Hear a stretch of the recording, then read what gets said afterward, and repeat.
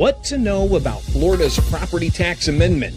Flock Cameras answers concerns about their technology. This week at the California State House, Illinois State Fair politics, and so much more. Welcome to the States, powered by the Center Square. It's Friday, August 21st, 2026, and I'm your host, Greg Bishop. With less than 3 months until Election Day, Steve Hilton is wasting little time getting out the vote in California. Hilton, a Republican gubernatorial candidate endorsed by President Donald Trump, trying to convince Californians to move away from decades of Democratic leadership. In an exclusive interview with the Center Square contributor Chris Woodward, Hilton said, quote, "Imagine how much worse it'll be if we have another 4 years of this nightmare." Xavier Becerra, the Democratic candidate, was unavailable for an interview. Becerra served as a congressman and the California Attorney General before working as Secretary of Health and Human Services during the Biden administration. Like most candidates running for office, Hilton, he has plans for core policies such as housing, energy, healthcare, and taxation. For example, Hilton advocates for expanding home ownership and single-family starter homes rather than high-density apartment developments. You can read more about Hilton's plan and his response on issues around energy costs, healthcare affordability, data centers, forest management, and much more at thecentersquare.com. Well, as states like California and Illinois see continued weak population trends with tens of thousands of people a year moving to other states, many are choosing to relocate to states like Florida. While the sunshine is definitely an attractive amenity, the state not having income tax and a vibrant economy is also big pluses. Could Florida voters be giving another reason why people could flock to the states and grow that state even further? Well, welcome back to the States. I'm Greg Bishop. Joining us to discuss a new tool for Florida voters being released today, Friday, to better understand the proposed amendment to Florida's Constitution concerning the property tax. We're joined by Kurt Wenner. He is with Florida Tax Watch, the senior vice president. Kurt, thanks for taking time with us here on the States. Florida Tax Watch releasing the Florida Property Tax Resource Center. Tell us about it. Yes, we are going to have a website that is going to help provide information to voters so they can make an informed decision. We will have, frequently asked questions and explain what the amendment is. We have a lot of data about what the impact is for counties, for the various levels of government. And it'll just be a place where you can go. You can also leave questions if you have other questions that we will answer. So it's just a place where they can go to get more information about this real important amendment. Because and tell us about it, because, there's been a lot of conversation about local property taxes all across the country. You've got states like New Jersey and Illinois and New York and California where property tax burdens continue to grow. What would it look like if indeed this amendment passes in the state of Florida? Well, really the key to it would be what happens after it passes, because, what it does is it increases the homestead exemption considerably to $150,000 in 2027 and then $250,000 in 2028. And it's only on non-school property taxes, so it's not going to affect school revenues. But it's a big cut. It's in 5 years, it's supposed to grow to about $12 billion a year. That's a pretty big hit.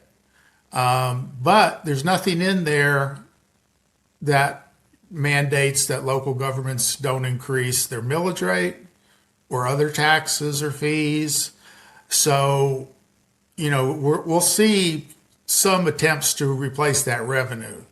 So it's going to be over the long term to see exactly what it means. But initially, it's going to be a nice savings for taxpayers, and it's going to be a big hit on local governments.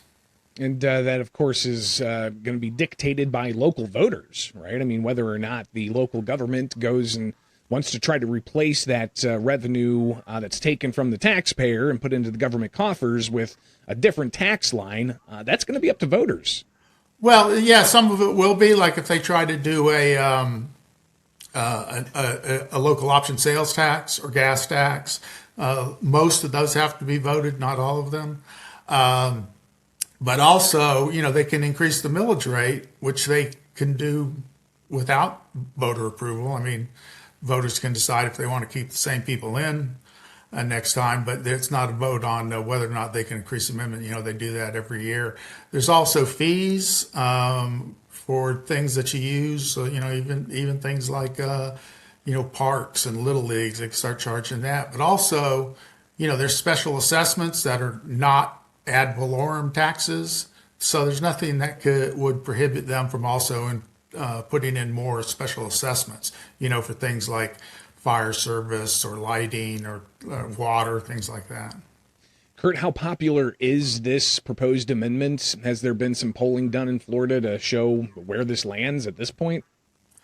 I think it's very close. We're going to have some polling data in the future, but I think it's close. I'm not sure if people totally understand it yet, but we'll see. I think it's going to be close. I think it might be a difficult passage, but it could. So we'll see. Well, maybe launching Friday, you've got the Florida Property Tax Resource Center there with Florida Tax Watch that may be able to plug in some of those unknowns for voters out there as they get ready to take to the polls in November to vote on that proposed amendment. Pretty fascinating. We'll be watching that closely.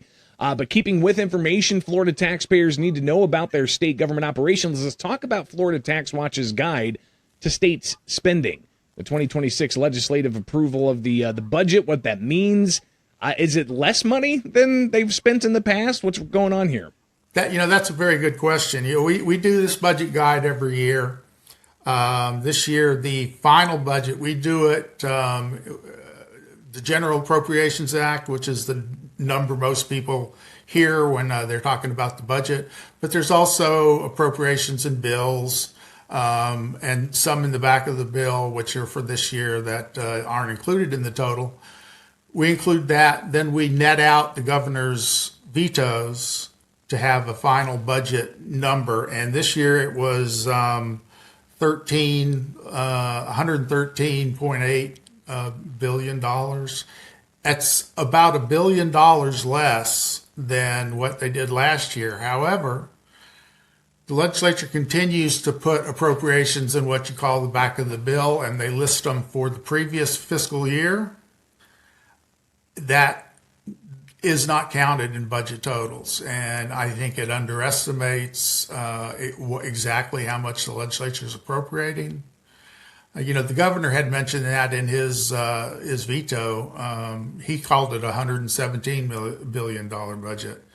And, he's right. We found $4.5 billion there in the back of the bill that they put in for the fiscal year, which ended the day after they signed the budget this year. So, there was $1.8 billion in transportation money that they put back there. They moved it from the DOT work program for this upcoming year to the previous year, even though it was 1 day away from being the new fiscal year. So that continues to happen, and we would like to see them, be a little more transparent in these appropriations that are in the back of the bill, because people don't really even see them. No, and I imagine that whenever they're reporting out the numbers as the budget's being debated, and then when you see the budget at the tail end of it and it's giving money to the previous fiscal year, you can definitely kind of scratch your head a bit and wonder just exactly how much of my tax dollars is the state of Florida spending. Kurt, something else, too, that's in this report is Turkey Watch. Tell us about Budget Turkey Watch from the Florida Tax Watch. This is another thing we do every year when the budget comes out. We look through the budget for appropriations that didn't get the proper review, were put in at the very last minute, or that circumvented established processes that the legislature created themselves for how to select certain projects. And if they fund something that didn't go through that at the expense of things that did, we will call those budget turkeys as well. And most of the budget turkeys are what they call member projects, or the legislature calls them appropriations projects. These are these are requests from individual members to fund something, usually in their hometown or in their district. So it's the amount of member projects has skyrocketed over the last few years, and this year there is about $2 billion worth in there. And so we highlighted most of those. Just, and calling something a budget turkey doesn't necessarily mean it's a terrible project. It's a question about whether it followed the appropriation rules that the legislature set, and that if it's something that the state should be funding and not something that maybe local government should pick up. Yeah, Florida Tax Watch, Budget Turkey Watch reporting that there's 631 appropriations, at least what you guys have identified, about $830 million in total budget turkeys. But you note that there were a bunch of vetoes, about 342 projects that were vetoed. Exactly, worth about $230 million. So the governor did get in and veto a lot of his vetoes that actually reduced the budget were about $660 million. And so of that were the 342 projects he mentioned worth $230 million. So he did get some of them. So definitely, if you are interested in what's going on in the state of Florida with the proposed property tax amendment or with the state spending, be sure to check out Florida Tax Watch. Kurt Wenner, Florida Tax Watch Senior Vice President, greatly appreciate you being back here on the States, and we hope to talk with you again soon. We'll be right back.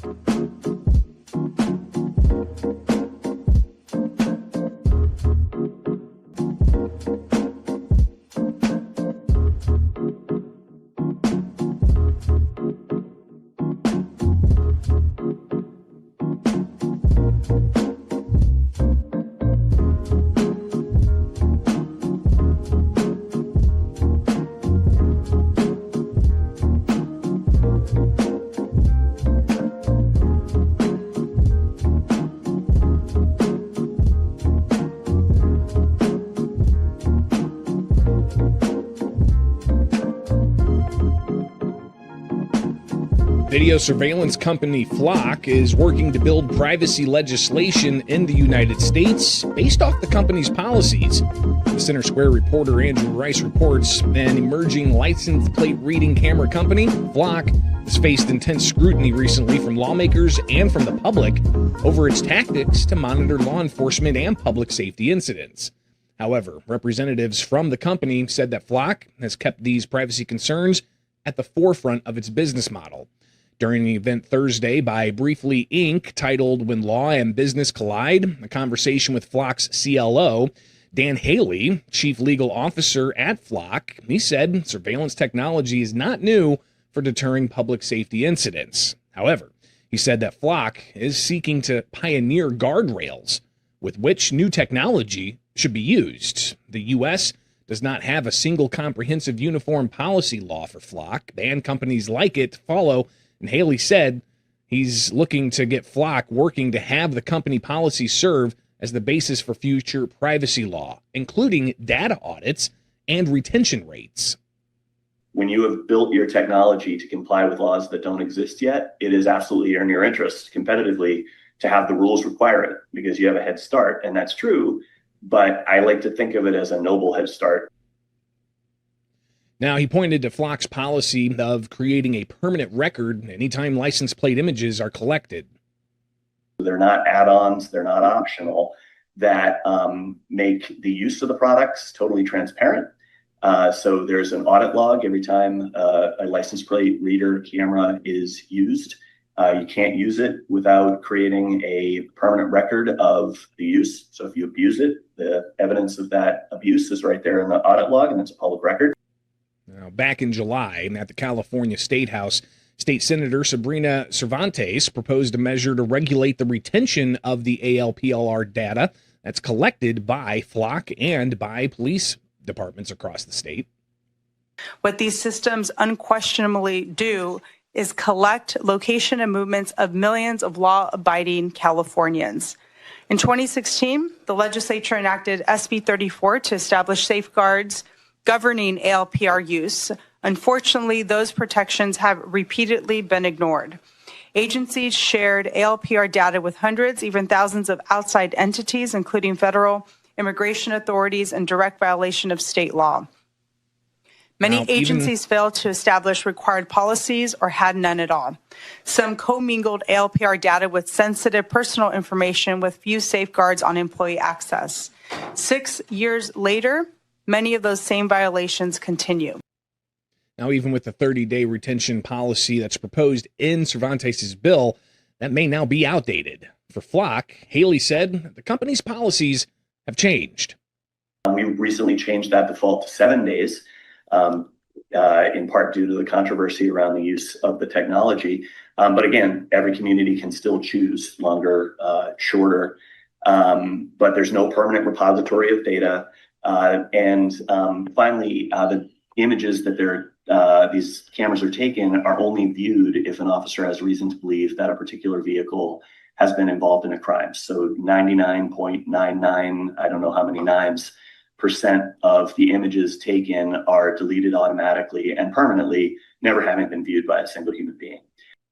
Yeah, the policy change follows several adjustments that the camera company is attempting after intense public scrutiny. Flock brought in independent security firm Bishop Fox for review of its products and capabilities, as the Center Squares previously reported. That report from Bishop Fox is expected to be released next month. Now, recently, Flock implemented an automated review of its captured data. Haley said that the system will automatically flag certain suspicious behavior for further analysis. Over the last few weeks, officers across the country have been fired for an alleged misuse of Flock camera data following reviews. In South Carolina, Officer Ellie Ann Hammond was fired after using the Flock camera technology to track the license plate of a previous love interest, according to documents. Now, the Institute for Justice released a database of what the group says are abuses using ALPRs. They highlight in Florida, a woman was stalked and pulled over by a sheriff's deputy who saw her on a TV shoot.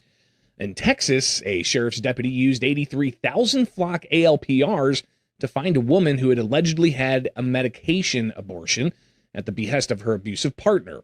And in Georgia, a police chief tracked his ex-girlfriend and her teenage daughter roughly 600 times. Now, Haley acknowledged that Flock can be misused, but equated it to controversy over other tools used by law enforcement. And reporters will come to us, assuming that they've got us, look at the abuse of your system. And our response is, this is our tool working the way it's supposed to. Cops are human beings too. Some of them are bad, and that's unfortunate. But if you think about all the tools that we give law enforcement, any one of them can be abused. Very few of them create a record of that abuse and hold people accountable. Now, he pointed to Flock's ability to solve criminal cases, rescue kidnapped individuals, and provide assistance to law enforcement as a case for its inclusion in the landscape. Haley pointed to a Flock report that showed more than 10,000 missing individuals were returned safely with assistance from Flock cameras in 2025. But some in law enforcement seem to inflate how Flock cameras are actually being used. In New York Thursday, the U.S. Attorney's Office for the Northern District announced a woman was arrested for making terrorist threats against the New York State Capitol. First Assistant U.S. Attorney John Sarconi, he said, quote, "Whoever's against having those cameras, Flock cameras, think about this. What just occurred, what we prevented, okay? You don't have Flock cameras, how are law enforcement going to detect to see someone walking around possibly looking to blow up the state capitol or commit terrorist acts?" He was later asked if Flock cameras were used to capture the alleged terrorist plotter. His response was, quote, "I don't think so. What I'm saying is that the cameras are useful to help prevent that from happening." Separately, Haley, he called on members of the public and lawmakers to educate themselves on the legal boundaries of surveillance technology and how the Fourth Amendment protects Flock's activities, he said. The recent visibility of Flock cameras in public spaces has spurred additional public fury towards the technology. Among that public fury, concerns around vandalism. In Georgia, Lumpkin County Sheriff Stacey Gerard, he posted to the sheriff's Facebook page a warning to those that want to vandalize such cameras. This Flock camera was actually placed at our Yahuwah Creek Park and Rec. And what I would like the person to know that did this camera was set to keep us alerted for sex offenders. that possibly go into our park, that children are there. So I hope you're happy with this. It was to keep our kids safe. That's what this is about. And you went and done this. I want you to know I'm offering a $1,000 reward for information that will lead to an arrest of who done this. Now, it may be difficult to see that interstitial over that video, but it's a community note written by a Facebook user, and it reads, "When a policy is framed around child safety, it creates an emotional shield against criticism. Opponents of the policy are placed in a rhetorical trap. Counter-arguments about privacy, due process, or freedom are framed as selfish. Critics are often publicly painted as uncaring or worse, complicit in harming children." That note went on to say this normal framing discourages open dissent and forces compliance. Next week, we'll continue our coverage around the controversy surrounding Flock. Do you have them in your neighborhood? What are your thoughts? Be sure to leave a comment below. We'll be right back with more here from the States.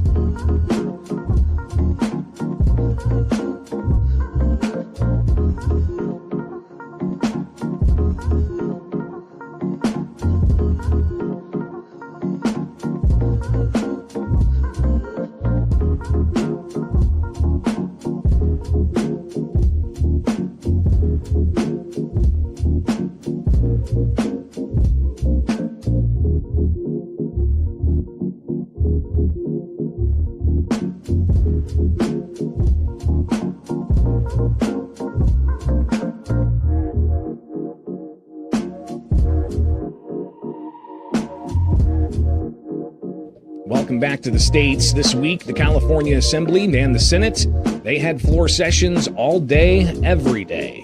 That's because the deadline for committees to vote on bills had passed. Now, one bill that passed this week was a Democrat-led one that protects the information of workers who work for or volunteer for immigration services organizations, which Republican lawmakers named the Stop Nick Shirley Act. That bill passed over the objections of Republicans in the Senate Tuesday. The Center Square, California reporter Madeline Shannon also reports many other bills passed this week with little to no debate. But outside of floor action, there was a lot of advocacy. Madeline joins us now with a recap. Madeline, thanks for taking time with us here on the States. And let's talk about that fire that happened 18 months ago. It's a substantial issue with people still looking for some help. What are you finding out there on the ground? Well, I'm finding out that protesters from the communities in Altadena and Pasadena, both Southern California communities impacted by the Eaton fire in January 2025, are calling on the governor and state legislators to allocate roughly $25 million to the state's care fund, which is meant to help California homeowners rebuild their homes after losing their homes in fires like the Eaton fire. A lot of families in the Eaton affected area haven't gotten the money that they need to really rebuild their homes. So we're talking 18 months have gone by, and has there been much given this point, or is this going to be, the initial funds that are released? Well, some families have gotten some state funds. Others who had homeowners insurance policies have been able to get enough from their policies to properly rebuild their homes, but that's only roughly 155 people in the Altadena, Pasadena area. Others still are paying mortgages on completely burned down lots while also paying rent in apartments to keep a roof over their families' heads. That's a lot of money going out for these families, so they're not able to afford to rebuild their homes. So they're asking for more help from the state. It's pretty remarkable, and they've got a deadline coming up here for the legislature to act, Madeline. You guys are only in session until what, the 27th of this month? Yes, I think they are adjourning for the rest of the year next Thursday, maybe next Friday, depending on how much they're able to finish next week. But it looks like we're looking at all-day floor sessions in the Assembly and the Senate all day next week as well. So it'll be much like this week went. Well, with this particular issue on getting some tax dollars out to those impacted by the fire, what's the likelihood they're going to see that pass both chambers? Well, that remains to be seen. I think that there is a lot of support for these communities that are asking for help from the state. But we'll see, given the fact that California is in a bit of a budget crisis, we'll see just how much money some of these families actually get from the state legislature. Of course, while the legislature's conducting business on the floor, There's a lot of advocates, I'm sure, outside with a host of different issues that they're tackling. Another issue that you followed this week is survivors of childhood sexual assault. They're having their voice heard as well. What'd you find out?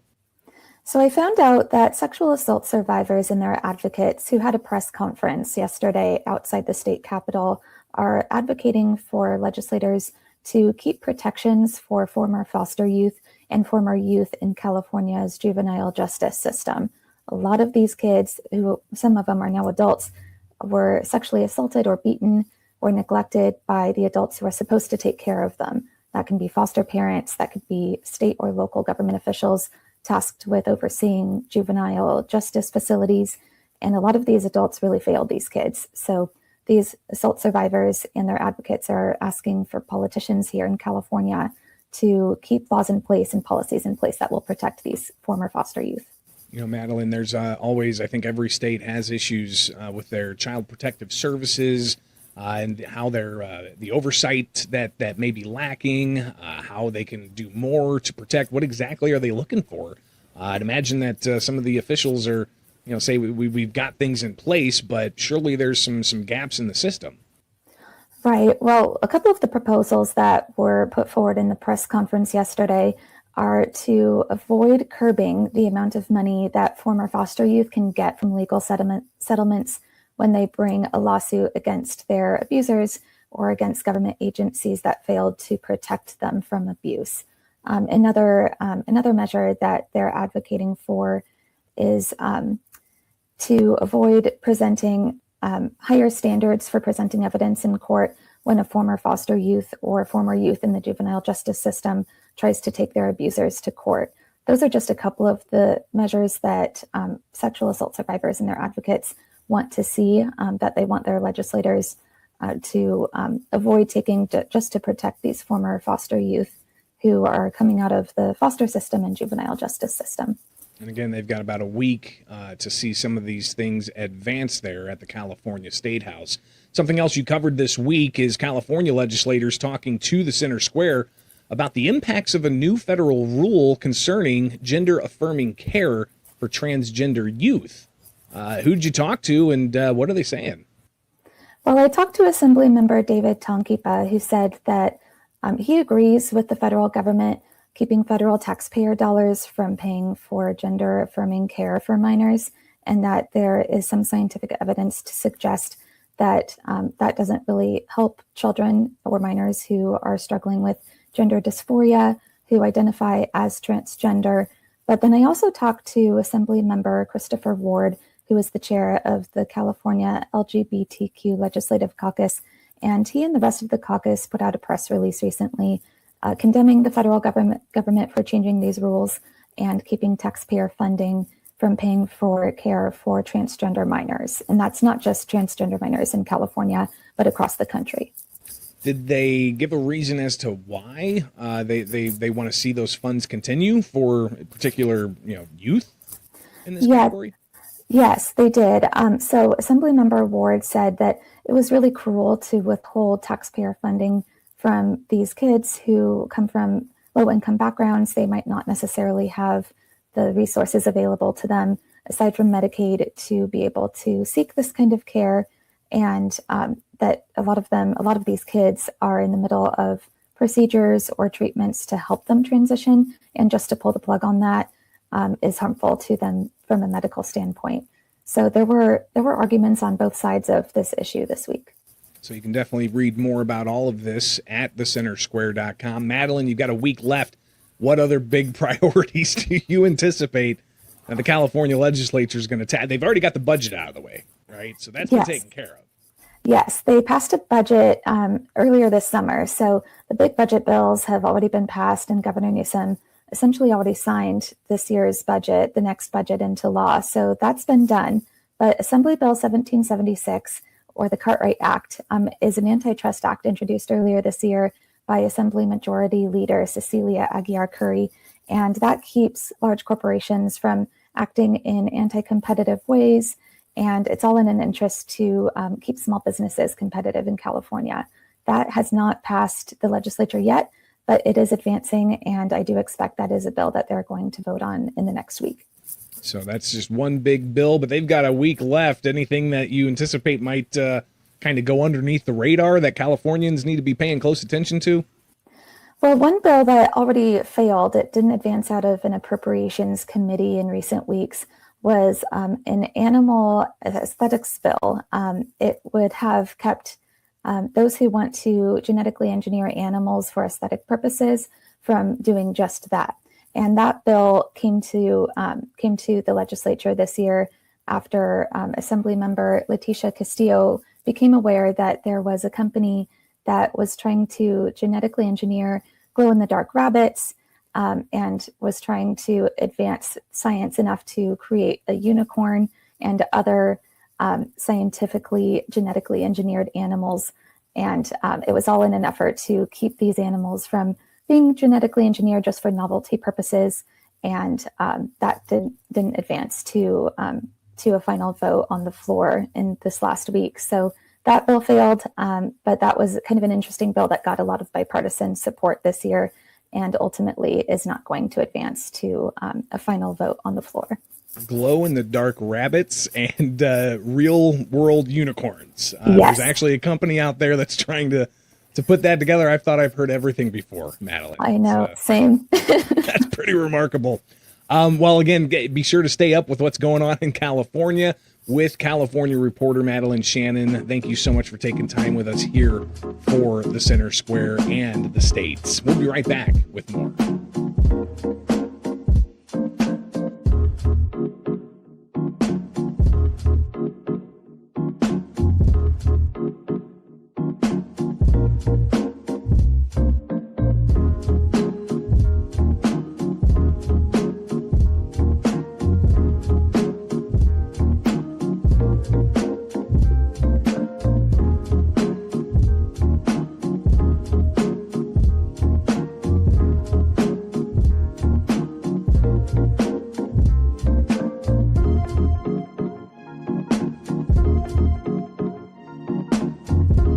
Statewide candidates from both the Democratic and Republican parties held their annual campaign rallies at the Illinois State Fair this week, as candidates for Illinois governor on both sides face questions about campaign financing.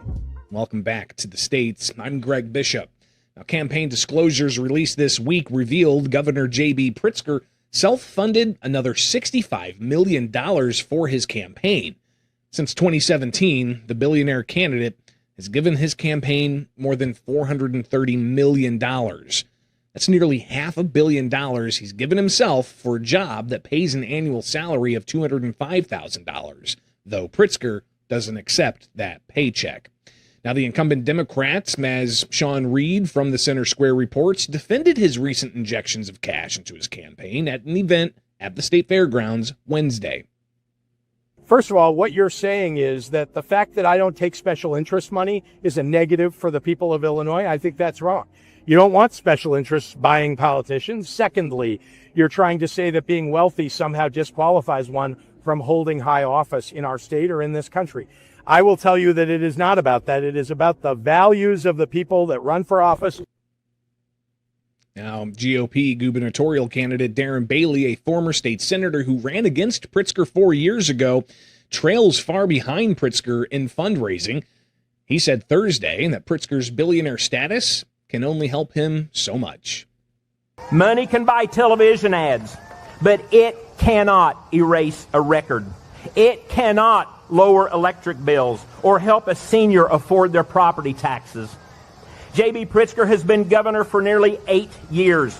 Ask him why everything costs more today. Ask him why Illinois families pay the highest property taxes in America. Ask him why more than 40,000 people moved out of this state last year alone. Ask him that. J.B. owns that. Now, Illinois leads the nation among other states with outbound migration of people moving to other states, behind states like California and New York. But Bailey responded to questions about his own campaign donor vetting process after reports that his campaign took contributions from a sex offender, both this year and back in 2022, according to campaign filings and offender records. Bailey's running mate, Aaron Delmar, he brushed off any connection between the campaign and the donor. Right now, anybody can go to baileyforillinois.com, and donate to our campaign. It's an automated system.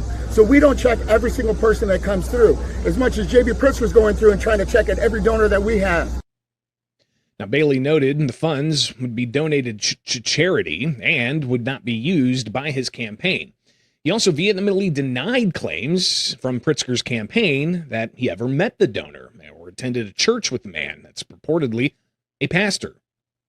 So I've never met the man. That's the lies that J.B. Pritzker's putting out. Said he was at, not I even did there. not go there, and I do not recall, don't ever remember meeting him. And from what I have researched, the man's not even a pastor. So absolutely not. I don't know the person. Now, both parties noted that the general election was rapidly approaching, saying that there's still lots of time until voters make up their final decision. Now, Pritzker, he rallied Democrats against President Donald Trump. At a time when Donald Trump and MAGA Republicans and his entire freak show are demonstrating how the government can be distorted to satisfy the greed of the wealthy and the greed of Donald Trump's own pockets, while robbing working families blind, Illinois Democrats are showing what it means to truly fight for the people. Now, Bailey fielded questions from reporters to respond to Democrats, calling Republicans and Bailey lapdogs for Trump. Why is J.B. Pritzker focused on Donald Trump? He should be focused on affordability, the property taxes, the failing schools. I think it all speaks for itself. And as for the website he created, you better believe I'm dangerous to J.B. Pritzker, and he knows it. Now, the election is November 3rd. Be sure to stay up with comprehensive coverage by getting the newsletter at thecentersquare.com. We'll be right back with more here from the States.